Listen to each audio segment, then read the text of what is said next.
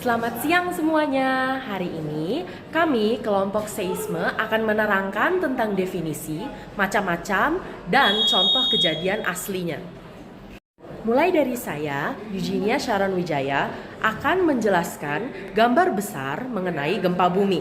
Seisme atau gempa bumi adalah getaran atau guncangan dari kulit bumi yang bersifat sementara dan kemudian menyebar ke segala arah.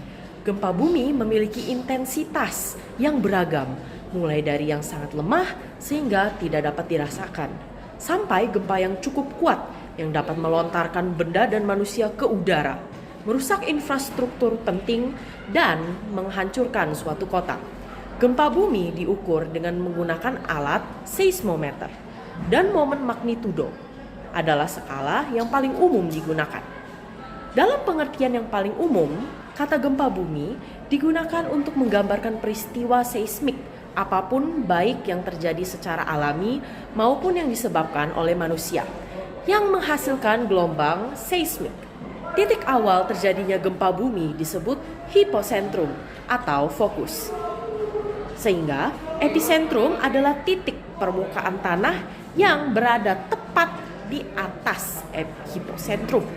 Di permukaan bumi, gempa bumi ditunjukkan dengan guncangan dan pergerakan atau gangguan pada tanah. Sehingga ketika pusat gempa bumi besar terletak di lepas pantai, dasar laut dapat bergeser cukup jauh sehingga menyebabkan tsunami. Gempa bumi juga dapat memicu tanah longsor. Gempa tektonik adalah gempa yang disebabkan oleh pergeseran tiba-tiba dari lempeng tektonik yang ada di bawah bumi.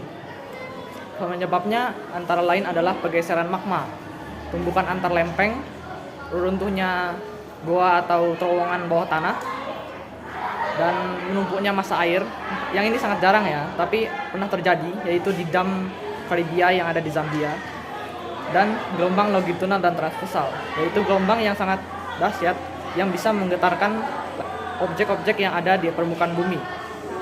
Gempa-gempa yang paling besar yang terjadi di Indonesia, yaitu pertama ada gempa Aceh tahun 2004 ukuran 9,1 skala Richter yang menewaskan 230.000 jiwa.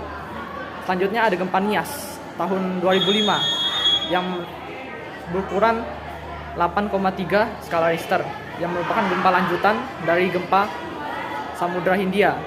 Selanjutnya ada gempa Padang, gempa vulkanik tahun 2009 disebabkan yang akibat berukuran 7,2 skala Richter. Gunung berapi.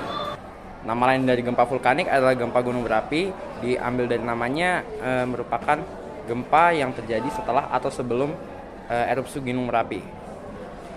Dampak dari gempa vulkanik antara lain adalah retakan tanah, deformasi, sampai kerusakan lingkungan sekitar. Sedangkan untuk dampak positifnya, membuat mineral atau logam mulia, bahkan batu mulia, lebih mudah untuk ditambang karena naik ke atas permukaan lebih tinggi. Selanjutnya menyuburkan tanah dari lava atau lahar yang sudah naik ke permukaan. Selanjutnya dapat menjadi pupuk alami yang bagus untuk lingkungan.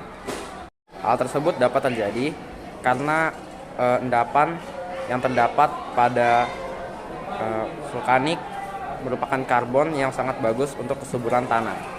Serta dampak positif lainnya membuat dataran baru di atas permukaan air. Contoh gempa vulkanik antara lain gempa Gunung Kelut, gempa Gunung Merapi, dan gempa Gunung Krakatau. Gempa bumi buatan adalah gempa yang disebabkan oleh aktivitas manusia. Penyebab terjadinya gempa bumi buatan adalah seperti peledakan dinamit, nuklir, atau palu yang dipukulkan ke permukaan bumi. Selanjutnya, dampak gempa bumi buatan. Pembangunan bendungan telah menyebabkan beberapa gempa bumi yang dipicu oleh manusia yang terbesar dan paling mematikan dalam sejarah. Perusahaan pertambangan telah menggali lebih dalam ke kerak bumi. Begitu banyak batuan dan material yang dikeluarkan dari bumi sehingga memicu terjadinya gempa bumi. Hanya itu yang kami dapat sampaikan. Sekian dan terima kasih.